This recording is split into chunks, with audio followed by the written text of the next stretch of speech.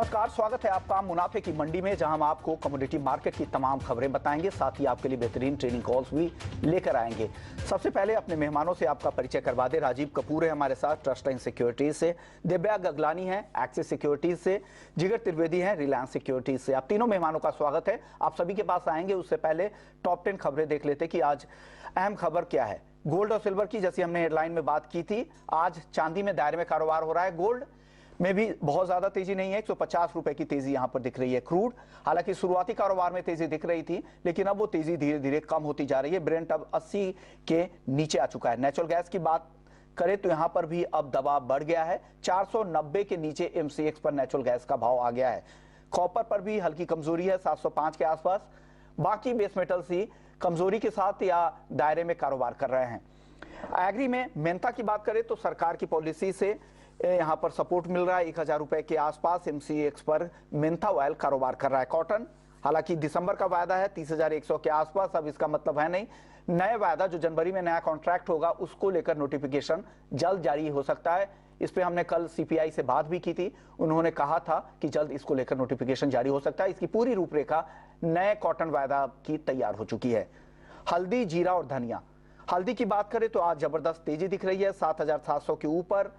जीरा रिकॉर्ड बनाने के बाद अब हल्की कमजोरी यहां दिख रही है। धनिया का उत्पादन इस साल बेहतर रह सकता है और उससे यहां पर दबाव है, 8,400 रुपए के नीचे धनिया का वायदा ट्रेड कर रहा है। चलिए कुछ बड़ी खबरें, लेकिन सबसे पहले आज आपको आशीष चौहान जी से हमने खास बातचीत की। NSE के MD और CEO आशीष चौहान जी हैं।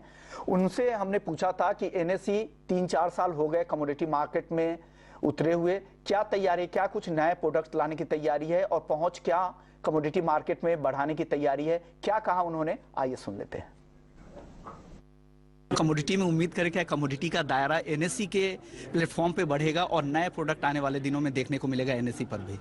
नहीं, NSE का एक रोल ये रहता है कि सुदृढ़ और हाईली रेगुलेटेड मार्केट दें। उसके अंदर जो प्रोडक्ट्स सेबी अलाउ करती है, वो हमारे रेगुलेटर है, तो जो अलाउ करती है उसी के अंदर हम काम कर सकते हैं। तो जैसे इक्विटीज़ है, इक्विटी डेरिवेटिव्स है, करेंसी डेरिवेटिव्स है, बॉन्ड्स हैं, इंटरेस्ट रेट डेरिवेटिव्स, वो सब चीज़ें जो है वो SMEs हैं, वो सब चीज़ें NSE पे अच्छी तरह से चलती है। इंटरेस्ट रेट डेरिवेटिव्स में और भी हम काम कर रहे हैं। इंडेक्स ट्रेडिंग की भी एक रचना हो रही है।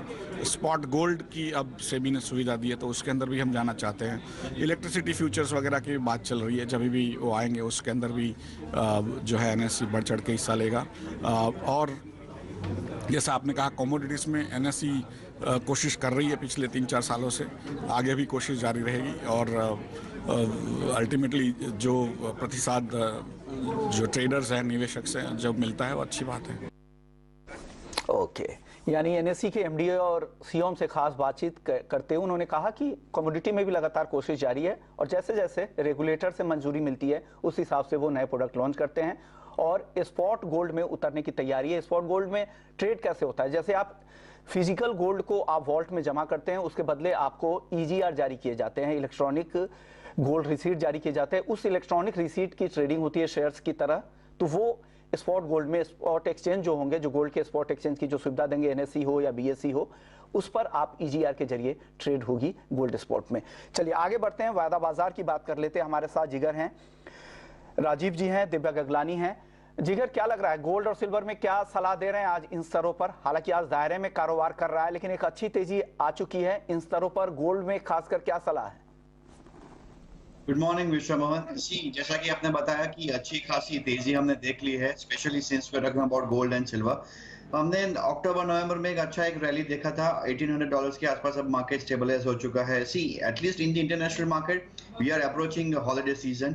हो सकता है थोड़ा बहुत यहाँ म्यूटेड मूवमेंट यहाँ पे हुए, लेकिन जिस तरीके से USD INR रैली कर रहा है, गोल्ड एंड सिल्वर दोनों में रैली अभी भी मुमकिन है।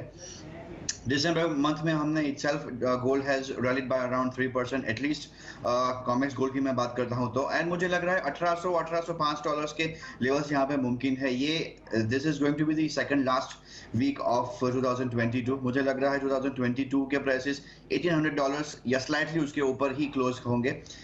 एक मेजर इकोनॉमिक डेटा ये सप्ताह में आने वाले हैं यूएस से, consumer confidence, PCE core index या तो फिर GDP data from US. But otherwise as I said before, we are approaching a holiday season, at least in the international market because of Christmas celebrations. Outlook positive है. Gold February contract by करके चल सकते हैं 54,400 के आसपास. 54,300 का stop loss लेके चले. 54,600 का टारगेट यहाँ रख के हम लॉन्ग कर सकते हैं. और चांदी पर जिगर क्या लग रहा है? 68,000 के नीचे चांदी कैसी लग रही है आपको? 67-68,000 की रेंज में ही चांदी यहाँ रहनी चाहिए. सी चांदी को हम बुलियन और इंडस्ट्रियल मेटल्स के दोनों के पॉइंट ऑफ व्यू से देखें तो यहाँ बेहतर रहेगा. इंडस्ट्रियल मेटल्स के पॉइंट ऑफ व्यू से हमने देखा है कि चांदी में हमने 2 महीनों में काफी शानदार रैली देखी थी. MCX पे भी थोड़ा बहुत हल्का सा यहाँ करेक्शन आना शुरू हो चुका है. 68-69,000 के आसपास मार्केट स्ट्रगल कर रहा है, लेकिन वापस से हमने 1-2 दिनों में थोड़ा बहुत मोमेंटम पॉजिटिव देखा है. Of course China is still struggling with its rising Covid cases, but market को एक ऑप्टिमिज्म भी है कि Chinese economy slowly and gradually open हो रही है. रिसेशनरी फियर्स मार्केट में है. अगर आप इन्वेस्टमेंट डिमांड देखिए, आई शेयर सिल्वर ट्रस्ट, वहां पे slowly and gradually momentum buildup हो रहा है. चांदी मुझे लग रहा है मार्च वायदा बाय करके चल सकते हैं 67,500 करंट लेवल के आसपास में ही. 67,300 का स्टॉप लॉस लेके चले. 67,900 का टारगेट यहाँ लेके हम चल सकते हैं. दिव्या, आपका व्यू गोल्ड और सिल्वर में आपको क्या लग रहा है? क्या सलाह है इंट्राडे के लिए? गुड मॉर्निंग विश्वमोहन जी. जैसे कि हमने गोल्ड और सिल्वर में बात किया कि एक अच्छी खासी रैली आ चुकी है प्राइजेस में, और जब भी फेड की मीटिंग हुई उसके बाद जो मोमेंटम था प्राइजेस में वो अभी हमें दिख नहीं रहा है. हायर लेवल पे हमें थोड़ा सा सेलिंग ही नजर आ रहा है. और साथ ही साथ अभी फेड जो पूर्व चेयरमैन है उसने भी बयान दिया कि इंटरेस्ट रेट 6% तक भी जा सकते हैं. अगर ऐसा होता है फ्यूचर में तो सेंटिमेंट थोड़ा सा नेगेटिव हो जाएगा गोल्ड एंड सिल्वर के लिए. तो मेरा व्यू सेल ऑन राइस का रहेगा. गोल्ड में 54,500 के अराउंड सेल करें, स्टॉप लॉस हम 54,650 का रखें, और टारगेट हम नीचे में 54,300 का एक्सपेक्ट कर सकते हैं. और चांदी की बात करूँ तो चांदी में 68,000 के आसपास सेलिंग कर सकते हैं. स्टॉप लॉस हम 68,600 का रखें, और टारगेट हम नीचे में 67,200 का एक्सपेक्ट कर सकते हैं. जी, आपकी कॉल क्या है गोल्ड में? नमस्कार विष्णुमोहन जी. मुझे भी लगता है कि गोल्ड और सिल्वर दोनों माइल्ड अपसाइड ही जाने चाहिए. हालांकि थोड़ा करेक्टिव फेज जरूर चांदी में थोड़ा सा दिख सकता है, बट अभी मुझे आज के दिन की अगर मैं सिर्फ बात करूं प्योरली विष्णुमोहन जी, तो मुझे लगता है कि गोल्ड जो है अराउंड 54,300 के आसपास खरीदारी का ट्रेड इनिशिएट कर सकते हैं. 54,130 रुपए का एक स्टॉप लॉस रखें, और 54,500 से लेके 54,700 तक के टारगेट देखने को मिल सकते हैं. 54,500 अभी तक एक थोड़ा सा रेसिस्टेंस की तरह एक्ट कर रहा है, बट जैसे ये रेसिस्टेंस ब्रीच होता है तो मुझे लगता है कि एक अच्छा मूवमेंट जो है 54,700 तक का देखने को मिलेगा. और जहां तक चांदी की बात है, चांदी माइल्ड बुलिश लगता है मुझे. मैं बहुत ज्यादा बुलिश नहीं हूं अभी चांदी पे, बट ऐसा लगता है कि एक बार 68,100 तक का एक मूवमेंट इसमें दिख सकता है. इसमें स्टॉप लॉस मेंटेन करके चलें कल के लो के नीचे का 67,100 का.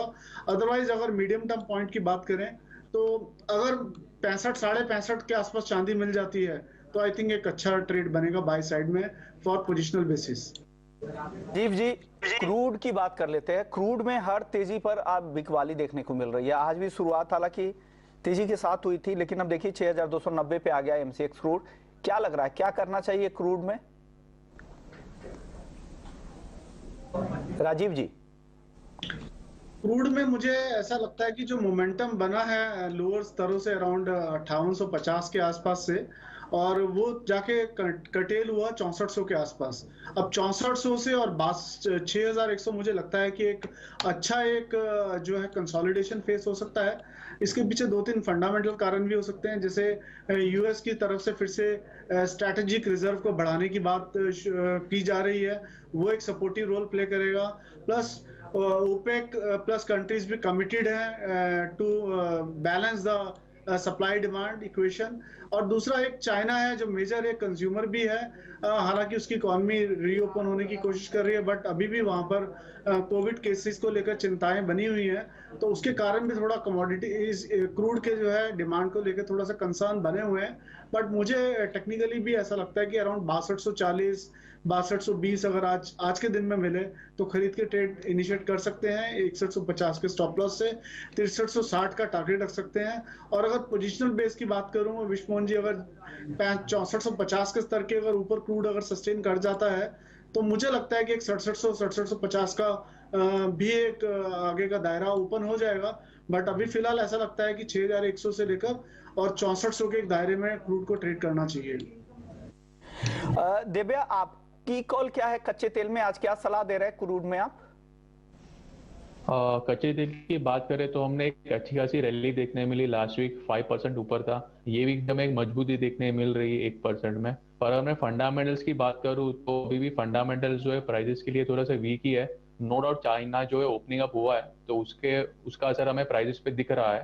पर अगर मैं चाइना की बात करूं, क्योंकि वो पॉलिसीज होती है वो काफी ओपेक इन नेचर होती है, रातों रात वो लोग चेंजेस भी कर सकते हैं, क्योंकि कोविड केसेस तो अभी भी बढ़ रहे हैं, ऐसा नहीं कि नीचे आ गए। तो मेरा जो व्यू पॉइंट है वो सेल ऑन राइस का ही रहेगा। क्रूड ऑयल में हम पुट ऑप्शन लेके खेल सकते हैं। 6300 का पुट ऑप्शन बाय करें, 300 का स्टॉप लॉस हम 250 का रखें और टारगेट हम ऊपर में 360 का एक्सपेक्ट कर सकते हैं। तो यानी 6300 की पुट खरीदने की सलाह है। आपको भी जिगर लग रहा है कि पुट खरीदे या आप कॉल खरीदने की सलाह देंगे? आपकी सलाह क्या है कच्चे तेल पर आज? विश्वमोहन, मैं कॉल खरीदने की सलाह दूंगा। मार्केट में एक बायर एंड सेलर दोनों होंगे तो ही मार्केट बनेगा। So I don't deny view of Divya, but I go with Rajiv ji's view.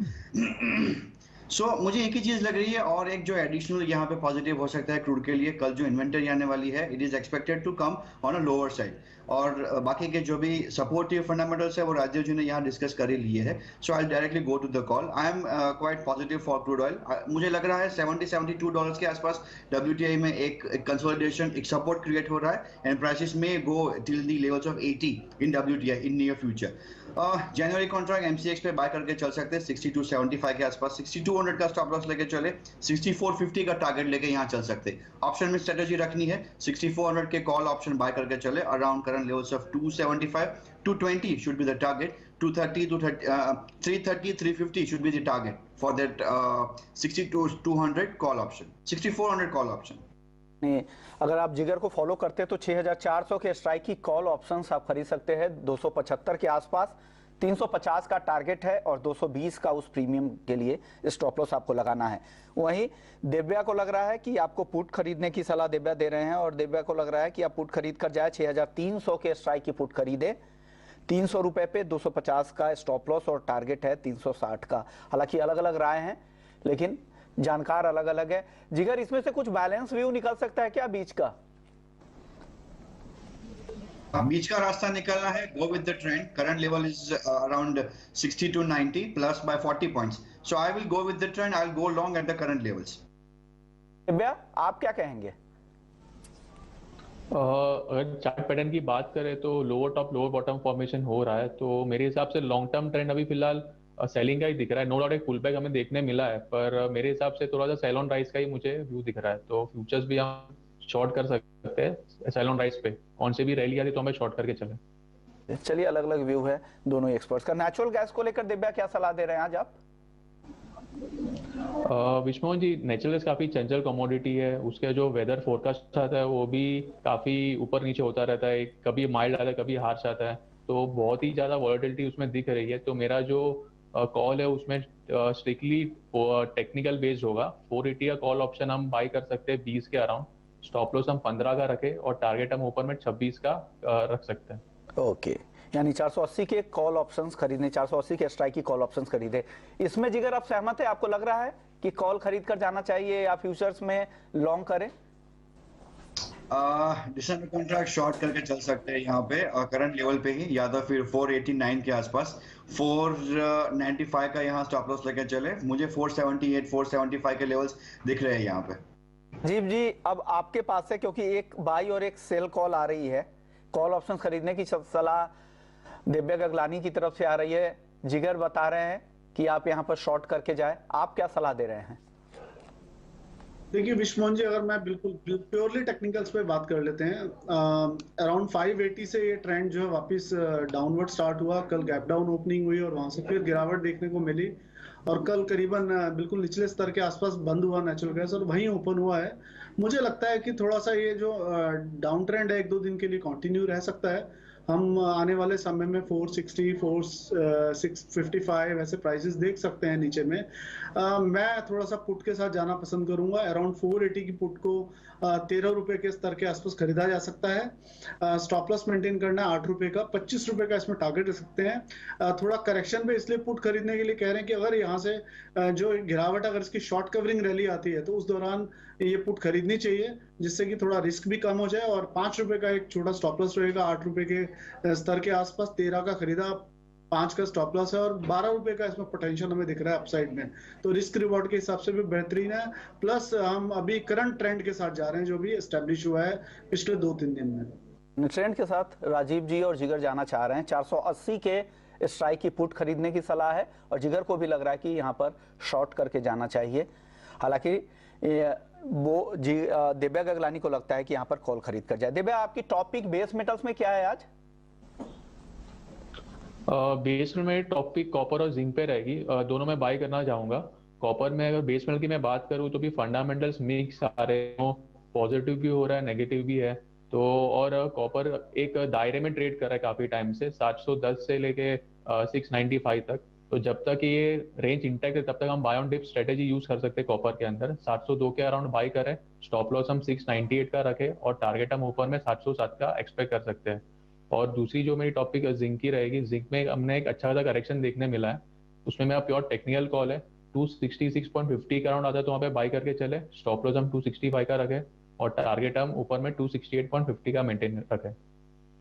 जिगर, आप इस बार सहमत है या इस बार भी आप जितने भी इंडिकेटर्स लगा रहे हो बिल्कुल डिफरेंट कोई इंडिकेटर्स आप लगा रहे हैं जो आपको संकेत दे रहा है सेल का, तो उनका बाई और आपका सेल बिल्कुल कॉन्ट्रावेट दोनों ले रहे हैं? क्या आप बेस मेटल्स में सहमत है या यहाँ भी आपको लग रहा है कि नहीं सेल करके मुझे जाना चाहिए? मैंने पहले ही बोल दिया ना विश्व मोहन कि अगर मार्केट कब बनेगा जब एक बायर और सेलर होगा तभी। I respect his views, I don't deny. But जिस तरीके से, जिस एंगल से मुझे दिख रहा है, कॉपर, जिंक, एल्यूमिनियम तीनों में सेलिंग प्रेशर बरकरार रहेगा। कॉपर बहुत दिनों से 705, 710 की रैली में रेंज में चल रहा है। 710-11 को क्लोज करके ऊपर रैली नहीं दे रहा है। 710-11 के ऊपर क्लोज दिया, 740 का लेवल इमीडिएटली आएगा। बट जिस तरीके से चाइनीज मार्केट स्ट्रगल कर रहे हैं मार्केट में, मुझे लग रहा है कॉपर में बिकवाली एक हावी हो सकती है। करंट लेवल पे ही शॉर्ट कर सकते हैं। 705 दिसंबर कॉन्ट्रैक्ट, 708 का स्टॉप लॉस लेके चले, 700-699 का टारगेट हम यहाँ पे लेके चल रहे हैं। जिंक हमने लगातार 5 दिनों से लगातार एक सेल फॉल देखा था। शार्प सेलिंग आया हुआ है 280, 285 के आसपास से 267 तक का। मुझे लग रहा है पुल बैक मार्केट में पॉसिबल है, लेकिन ओवरऑल ट्रेंड जिंक में अभी भी बेरिश ही है। अगर इंट्राडे में जिंक में पोजीशन लेनी है, one should go short around 269, 271 stop loss, 265 is target. And lastly aluminium मुझे लग रहा है 210 के आसपास दिसंबर कॉन्ट्रैक्ट मिले, वन शुड शॉर्ट, 211 का स्टॉप लॉस, 208 के टारगेट के लिए यहाँ पे भी शॉर्ट करना एडवाइजेबल है। ओके राजीव जी, आपके तो सारे इंडिकेटर्स बिल्कुल मिलते जुलते हैं जिगर से। आप सहमत है क्या? कॉपर और जिंक को बेचने की सलाह आप दे रहे हैं क्या? जी, मेरा इंडिकेटर एक्चुअली दोनों से ही मैच कर रहे हैं। जिस तरह का दिव्या का कॉपर को लेके व्यू है और जिगर का कॉपर को लेके व्यू है। देखिए, एक रेंज जरूर बनी है कॉपर में। अराउंड अगर मैं नीचे में ले लूं 698 और ऊपर में 712-13 का एक दायरा कॉपर ने मेंटेन किया है। बट आज का स्तर ऐसा लगता है कि थोड़ा आज नीचे में देखने को मिल सकता है। अराउंड 700 के आसपास हम इसमें गिरावट आते हुए देख सकते हैं। 708 का 850 का एक स्टॉप लॉस ले लें और करंट रेट पे ही कॉपर को बेचा जा सकता है। सिमिलरली जिंक में जिस तरह से जिगर ने बताया, मुझे भी ऐसे लगता है, क्योंकि काफी बड़ा स्टीप फॉल हमने देखा है आते हुए और लगातार lower top lower bottom formation देखने को मिल रहा है 292 के स्तर से जब से गिरावट शुरू हुई है। हो सकता है 1-2 रुपए की इसमें बाउंस बैक आए, उसको रूल आउट नहीं किया जा सकता। इसीलिए स्ट्रिक्ट स्टॉप लॉस के साथ ही ट्रेड करें। अराउंड 270 के आसपास जिंक को बेचें, 272 का स्टॉप लॉस रखें, 266 का टारगेट रखें। और इसमें अगर देखा जाए तो लोअर स्तर पे जहां पर हम टारगेट दे रहे हैं वहीं दिव्या की बाइंग भी है, तो वो सब मैच भी कर रहे हैं लेवल्स। ऐसा नहीं है कि लेवल्स थोड़े वो अलग देख रहे हैं और हम अलग देख रहे हैं। थोड़ा सा पर्सपेक्टिव चेंज है और जिगर ने बिल्कुल राइटली पॉइंट आउट किया कि अगर किसी के व्यू चेंज नहीं होंगे तो मार्केट नहीं बनेगा। तो मार्केट बनने के लिए कोई बायर और कोई सेलर होना जरूरी है। जीरो सम गेम है। जितने कॉल साइड में रहेंगे उतने ही पुट साइड में रहेंगे। जितना शॉर्ट पोजीशन बनेगी उतनी ही कॉल बनेगी। हो सकता है बहुत बार मार्केट स्ट्रॉन्ग हैंड में कम पोजीशन बनती हो और वीक हैंड में बहुत ज़्यादा पोजीशन बनती हुई, ये हो सकता है, लेकिन पोजीशन तो इक्वल बनेगी तभी मार्केट खड़ा होगा। और सलाह भी बिल्कुल सही है, ऊपर के लेवल पर बेचने की सलाह है और नीचे के लेवल पर खरीदारी की सलाह है, तो बहुत ज़्यादा कंफ्यूजन नहीं है यहाँ पर। एक दायरे का फायदा आपको यहाँ पर मार्केट में उठाना है। चलिए अब करेंसी मार्केट की बात कर लेते हैं। जिगर, क्या लग रहा है करेंसी मार्केट में 82 रुपए 80 पैसे के आसपास डॉलर के मुकाबले रुपया है, इन स्तरों पर क्या सलाह है? सो यूएसडी आईएनआर में हमने बहुत ही अच्छा एक लेवल देखा, 8280 8285 स्पॉट है ये। आई थिंक मुझे 8290 के ऊपर अगर मार्केट सस्टेन करता है 8310 20 के लेवल्स देखने को मिल सकते हैं। I think I'm bullish for the pair December contract USD INR monthly expiry, that is 8280 के आसपास यहाँ लॉन्ग करके चल सकते हैं। 8265 का स्टॉप लॉस लेके चले, 8310 का यहाँ टारगेट लेके हम चल सकते हैं। एक या ये 2 दिनों में ये टारगेट आने की संभावना है। चलिए एग्री मार्केट की बात कर लेते हैं। एग्री मार्केट पर सबसे पहले बात करेंगे जीरे की, क्योंकि रिकॉर्ड स्तरों के बेहद करीब है 28,000 के आसपास। हालांकि ऊपरी स्तरों पर अब दबाव जरूर दिख रहा है, लेकिन अभी भी रिकॉर्ड स्तरों के पास है। राजीव जी, क्या सलाह है जीरे में और बाकी मसालों में? टर्मरिक एक तरफ काफी तेजी दिखा रहा है 3% की, और धनिया पर दबाव है। इन तीनों ही काउंटर पर क्या आपका रुख है, कहां पे सलाह दे रहे हैं ट्रेड की? देखिए, जीरे का जो प्राइस एक्शन है वो ये दर्शा रहा है कि थोड़ा रैली जो है एक्सटेंडेड हो चुकी है और थोड़ा करेक्टिव फेस में जा सकता है जीरा। मतलब करेक्टिव फेस का मतलब ये नहीं है कि गिरावट शुरू हो जाएगी, बाजार एक दायरे में चला जाएगा, हो सकता है कंसोलिडेशन हो वहां पर और फिर एक नया ट्रेंड बने। तो मुझे लगता है कि 28,250 28,300 के आसपास जो है जनवरी कॉन्ट्रैक्ट के आसपास, इसमें एक कंसोलिडेशन हो सकती है। नीचे में करीबन जो सपोर्ट लेवल मुझे 27,000 के आसपास दिखता है, तो मोटा मोटा मुझे 1 से 1,500 का एक दायरा दिख रहा है जीरे में। टर्मरिक में मुझे लगता है कि जो नेक्स्ट कॉन्ट्रैक्ट है उसमें काफी साउंड एक बॉटमिंग आउट फॉर्मेशन दिख रहा है चार्ट्स पे। तो लगता है कि आगे जो अप ट्रेंड है कंटिन्यू कर सकता है। थोड़ा सा हर्डल है अराउंड 8500 का, तो 8500 के हर्डल को अगर क्रॉस करता है टर्मरिक, तो मुझे लगता है कि ऊपर में हम इसको 8750 8800 के आसपास ट्रेड करता हुआ पाएंगे और स्टॉप लॉस जो है फिर 8380 का मेंटेन करना चाहिए।